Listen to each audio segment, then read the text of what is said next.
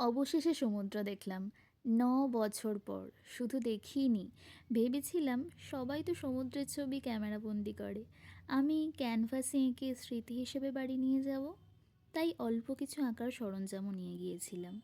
কিন্তু আমরা যা ভাবি সবসময় তা বাস্তবায়িত হয় না।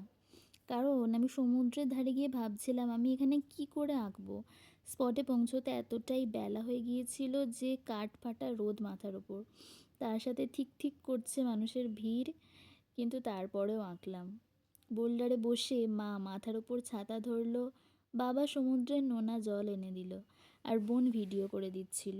এর পরেও যদি আমি না আঁকতাম তাহলে ঠাকুর আমায় নিশ্চয়ই পাপ দিত।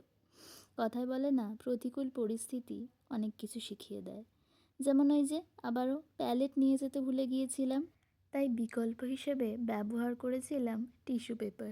যদিও আঁকাটা শেষ হওয়ার পর আমার মনে হচ্ছিল ঠিক মনোমতো হলো না, কারণ আরেকটু সময় পেলে হয়তো আরও ভালো হতো আঁকাটা।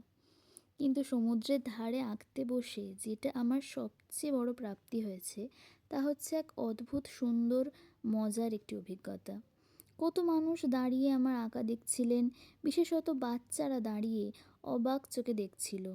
একটি বাচ্চা মেয়ে সত্যি ভেবেছে যে আমি হয়তো এঁকে দেবো তাকেও। মায়ের কাছে সে বায়না ধরেছে সেও ছবি নেবে এরকম একটা। আবার ঝিনুকের গয়না বিক্রি করে এক মাসিও কতক্ষণ দাঁড়িয়ে দেখছিলেন ওই একফালি আঁকাটা। যা চেয়েছি মনে হচ্ছিল তার থেকে বেশি প্রাপ্তি হলো। এরকমই একরাশ মন ভালো করার টুকরো স্মৃতি নিয়ে ফিরলাম আমার প্রিয় সমুদ্রকে দেখে।